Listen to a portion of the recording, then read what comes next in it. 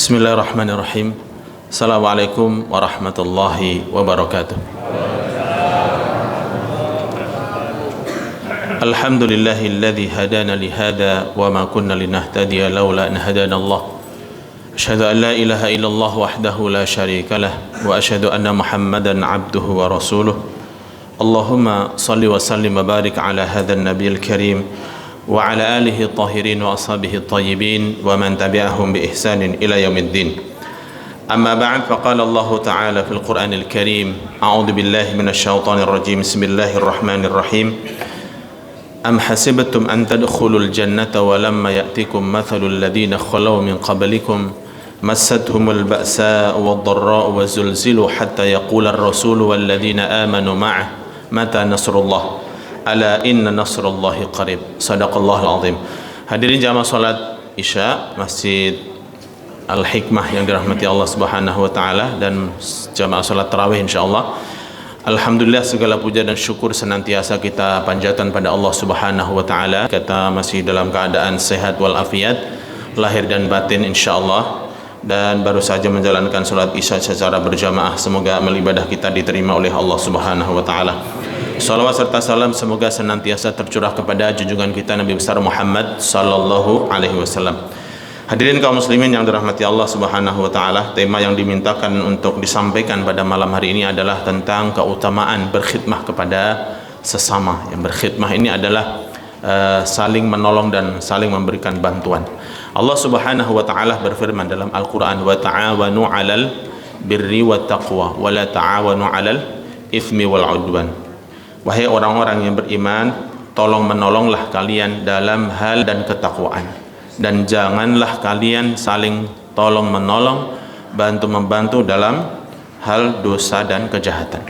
Hadirin kaum muslimin yang dirahmati Allah Subhanahu wa taala, sebelum kita ke sana jauh ya, kita sebagai umat Nabi Muhammad sallallahu alaihi wasallam yang usianya tidak panjang ya dibandingkan dengan umat terdahulu ya.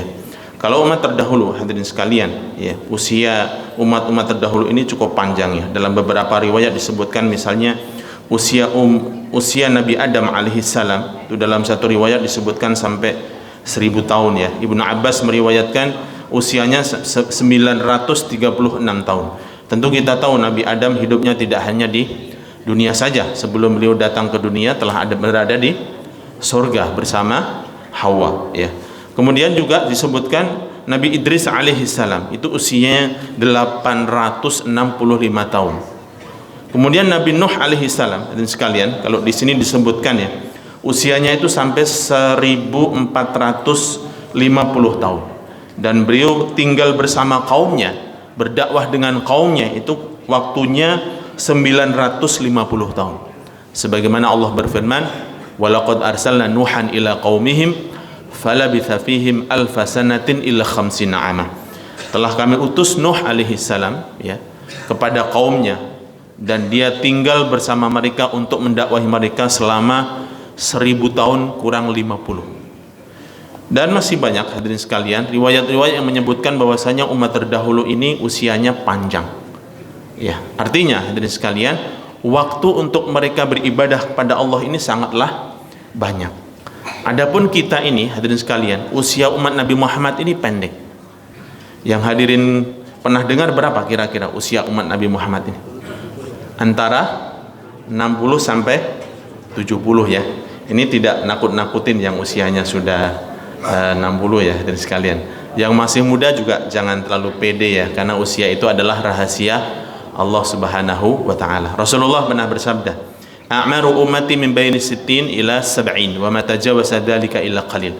Usia umatku itu antara 60 sampai 70 dan tidak melewati itu kecuali sebagian saja. Intinya hadirin sekalian, sebagian ulama menjelaskan ya, karena usia kita ini tidak panjang, maka hendaklah mengisi waktu yang kita punya yang diberikan oleh Allah Subhanahu wa taala ini untuk memperbanyak ibadah. Karena sejatinya hadirin sekalian, kalau kita mau menghitung usia umat Nabi Muhammad anggaplah 60 ya. Ini usia produktifnya itu sebenarnya hanya 20 tahun saja. Usia produktif. Mari kita hitung hadirin sekalian. 60 itu 15 tahunnya itu habis di usia anak-anak. Karena usia sampai masuk dewasa, kebanyakan ulama itu menetapkan 15 tahun. Bahkan kalau undang-undang Indonesia dianggap masuk usia dewasa apabila sudah memasuki usia 18 tahun. Orang melakukan kriminal ke usianya masih di bawah 18 kemungkinan dibina dan dibebaskan. Ya dan sekalian. Dan usia itu tidak dihisab, tidak dihitung oleh malaikat. Ada 3 golongan manusia yang tidak dihisab, tidak dihitung perbuatannya. 3 golongan itu anak kecil sampai dia dewasa, orang tidur sampai dia bangun, yang ketiga orang gila sampai dia waras. Ya, kita semuanya tentu mau dihisab ya dan sekalian ya. Kalau tidak mau dihisab ya masuk dari salah satu 3 golongan itu. Hadirin sekalian yang dirahmati Allah. Kemudian waktu untuk kita tidur sehari itu kalau waktu normal 7 sampai 8 jam. Itu kalau dijumlahkan 20 tahun hadirin sekalian. 15 tambah 20 sudah 35 tahun. Tinggal 25 tahun. Untuk hal-hal yang lain yang mubah, makan, minum ya. Apalagi makan setelah itu ngopi, merokok ya. Itu lebih lama lagi hadirin sekalian. Mungkin sekitar 5 tahun. Tinggal 20 tahun. Oleh karena itu hadirin sekalian, para ulama menyarankan ketika umat ini usianya tidak panjang, hendaklah dalam beribadah ini memilih amalan-amalan yang mempunyai mempunyai nilai ibadah jariah ataupun pahala jariah. Pahala jariah ini amal ibadah yang senantiasa pahalanya mengalir meskipun pelakunya sudah meninggal dunia. Yang kedua yaitu amalan-amalan yang mempunyai pahala yang berlipat ganda. Hadirin sekalian yang dirahmati Allah Subhanahu wa taala, di antara amalan yang mempunyai nilai yang sangat tinggi dan dampaknya sampai di akhirat kelak. Karena di akhirat kelak nanti hadirin sekalian, semua kita mempertanggungjawabkan masing-masing. Bahkan hubungan kita dengan anak kita itu sudah mungkin tidak saling mengenal. Kita dengan pasangan hidup kita juga tidak saling mengenal. Bahkan orang-orang itu berharap demi keselamatannya sendiri, dia seandainya ada orang yang mau menjadikan dirinya tebusan atau orang bisa dijadikan tebusan, dia akan jadikan semuanya. Ya, sebagaimana Allah Subhanahu wa taala berfirman, yawaddul mujrimu law yaftadi min adabi yauma idzin bibani wa sahibatihi wa akhihi wa fasilatihi allati tuwi wa man fil ardi jami'an thumma yunji. Orang-orang yang punya dosa itu nanti di akhirat dia berharap kalau seandainya ada orang yang mau dijadikan tebusan. Bahkan anaknya, istrinya, orang-orang yang dia kenal itu kalau bisa akan dijadikan tebusan agar dirinya bisa selamat. Hadirin sekalian yang dirahmati Allah Subhanahu wa taala, hal itu karena begitu dahsyatnya kondisi pada hari akhirat. Yang mana hari akhirat nanti ketika sejak manusia dibangkitkan di padang mahsyar, 1 hari sama dengan 1000 tahun lamanya. Dan setiap episode perjalanan kehidupan di akhirat itu hanya ada 2, yaitu kenikmatan ataupun kesengsaraan. Hadirin sekalian yang dirahmati Allah Subhanahu wa taala, ada satu hadis yang menjelaskan bagaimana pahalanya ini luar biasa. Seseorang yang apabila melakukan hal ini mempunyai dampak yang sangat luar biasa sampai di akhirat kelak. Tentu hadirin sekalian, kita berbicara amalan ini adalah amalan-amalan yang sifatnya sunnah, amalan-amalan yang sifatnya tatawu ataupun tambahan. Karena kalau amalan-amalan yang sifatnya wajib, ini sudah menjadi otomatis setiap muslim pasti menjalankannya dan sudah standar. Ya, amalan wajib seperti sholat 5 kali sehari semalam, sholat subuh jumlahnya 2 rakaat, zuhur 4 rakaat dan seterusnya, ini sudah standar, sudah tidak bisa ditawar-tawar lagi. Ya, tidak bisa ditambah dan dikurang. Akan tetapi yang bisa kita mainkan dan bisa kita tambah, yang bisa kita kerjakan untuk diperbanyak kuantitasnya dan juga kualitasnya adalah amalan-amalan yang sifatnya tatawu ataupun sunnah ataupun tambahan. Rasulullah sallallahu alaihi wasallam bersabda dalam hadis sahih, hadis dari riwayat Abu Hurairah radhiyallahu anhu, anin Nabi sallallahu alaihi wasallam qala, Rasulullah sallallahu alaihi wasallam bersabda, man nafasa an mu'minin kurbatan min kurabid dunya, barang siapa yang melonggarkan. Nafasa ini para ulama menerjemahkan farraja lahu. Farraja itu furjah, membuat kelapangan, ya. Barang siapa yang menjadikan kelapangan bagi seseorang yang mengalami kurbatan, salah satu kesulitan. Tapi kurbah ini adalah musibah syadidah atau syiddah awil musibah, yaitu kesulitan yang sangat. Barang siapa yang melonggarkan, ya, ataupun memberikan jalan kepada kesusahan yang dialami oleh seseorang dari kesusahan-kesusahan yang ada di dunia, nafasallahu anhu qurbatan min qurbi yaumal qiyamah, maka Allah subhanahu wa ta'ala akan memudahkan, melapangkan kesulitan yang dia alami nanti di hari kiamat kelak.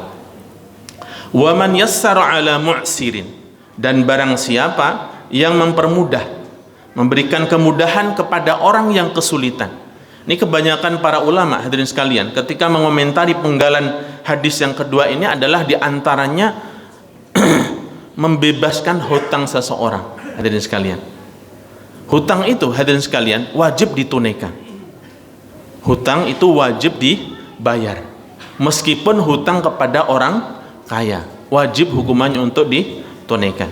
Oleh karena itu Rasulullah SAW dalam hal hutang piutang ini memberikan wanti-wanti seseorang sebelum datang ajal untuk menyelesaikannya di dunia ini, seberapapun hutang yang dia punya. Sebelum datang hari kiamat nanti, hari akhirat, hari yang tidak ada dinar dan dirham, kata Rasulullah. Nanti di akhirat kelak itu tidak ada lagi uang untuk membayar hutang. Seseorang yang di dunia mungkin punya hutang hanya seperak, 1.000, 5.000, yang di dunia dianggap ringan, di akhirat dia itu bisa menuntut. Kenapa, hadirin sekalian? Karena di akhirat kelak kesempatan untuk menambah pahala itu sudah tidak ada. Yang ada apa? Hanya untuk mengklaim kesalahan-kesalahan, kezaliman yang pernah dilakukan orang kepada dirinya. Oleh karena itu pernah kita mendengar hadis Rasulullah SAW yang pernah bertanya kepada para sahabat, wahai sahabatku, tahukah kalian siapa orang yang muflis, orang yang rugi di akhirat kelak, ya.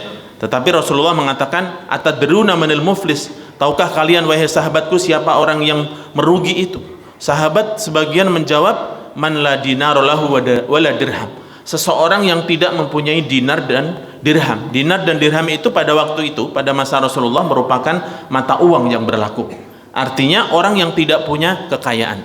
Maka Rasulullah SAW mengatakan, sesungguhnya orang yang muflis itu adalah orang yang nanti datang pada hari kiamat menghadap kepada Allah Subhanahu wa taala dengan pahala salat, pahala puasa, pahala haji, pahala sedekah, akan tetapi selama di dunia dia pernah menzalimi orang, pernah menyakiti orang, menyebabkan pertumpahan darah, memfitnah orang dan seterusnya. Maka di akhirat kelak orang-orang yang pernah dizalimi itu nanti akan datang dan menuntut kepada Allah Subhanahu wa taala untuk minta ganti rugi kepada orang yang pernah menzalimi. Dengan cara apa? Tidak bisa balas dendam di sana nanti.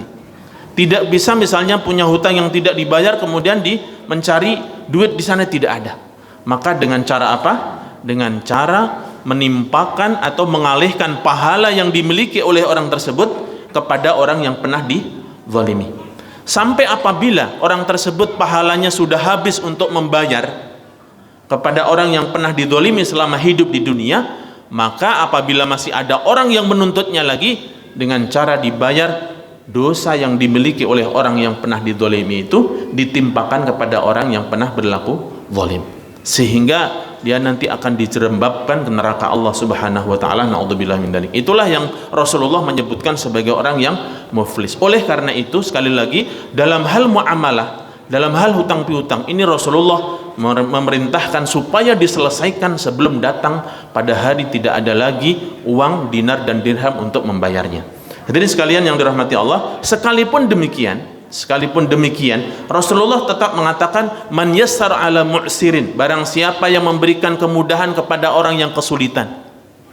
Misalnya di dunia orang punya hutang kepadanya dan kemudian sulit untuk membayarnya dan dia bebaskan atau mungkin dikurangkan dan seterusnya, ini juga mempunyai pahala yang besar. Akan tetapi akadnya harus jelas, hadirin sekalian. Akadnya harus jelas. Artinya orang yang dihutangi dan orang yang berhutang ini harus selesai urusannya, ya, tidak boleh diam-diam. Apalagi orang yang punya hutang misalnya sengaja untuk ingin tidak membayar dengan asumsi ataupun anggapan misalnya orang yang dihutangi itu orang yang kaya raya dan seterusnya. Rasulullah Shallallahu Alaihi Wasallam bersabda, matlul ghaniyyi zulmun. Orang yang mengulur membayar hutang kepada orang kaya ini termasuk bentuk kezaliman. Kemudian lanjutan hadis tersebut, barang siapa yang memudahkan kesulitan seseorang, maka Allah akan memudahkan kesulitannya fid dunya wal akhirah, di dunia dan di akhirat. Wa man satara musliman satarahullahu fid dunya wal akhirah. Barang siapa yang menutupi aib ataupun kekurangan, keburukan saudaranya, maka Allah akan menutup aib dirinya di dunia di akhirat kelak. Wallahu fi aunil abdi maka al abdu fi auni akhih.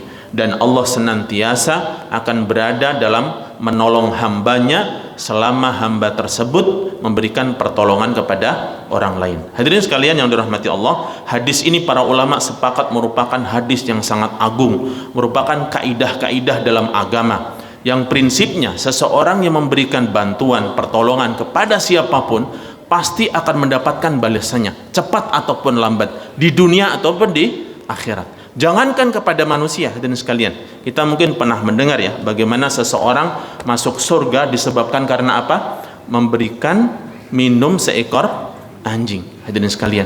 Dan sebaliknya juga, hadirin sekalian, ada seseorang yang masuk neraka disebabkan karena mengikat seekor kucing yang tidak membiarkan makan ataupun merumput ataupun mencari sisa-sisa makanan. Hadirin sekalian yang dirahmati Allah Subhanahu wa taala, intinya sesama muslim ya ataupun sesama persaudaraan manusia, kita diperintahkan dalam hidup ini untuk saling tolong menolong, bantu membantu, dan juga empati, simpati, peduli terhadap yang lain. Bahkan dalam satu hadis Rasulullah Shallallahu Alaihi Wasallam bersabda, wallahi la yu'min, wallahi la yu'min, wallahi la yu'min, sampai 3 kali. Demi Allah tidak beriman, demi Allah tidak beriman, demi Allah tidak beriman. Siapa mereka ya Rasulullah? Man nama sab'an, man nama syab'anan, wa jaruhu ja'iun wa huwa ya'lam. Seseorang yang tidur dalam keadaan kenyang sementara tetangganya dalam keadaan kelaparan. Hadirin kaum muslimin yang dirahmati Allah Subhanahu wa taala, semoga yang sedikit ini menginspirasi kita untuk senantiasa peduli dan saling bantu membantu sesama kita. Aqulu qouli hadza astaghfirullahal azim. Sallallahu ala nabiyyina Muhammadin wa ala alihi wa sahbihi wasallam. Assalamualaikum warahmatullahi wabarakatuh.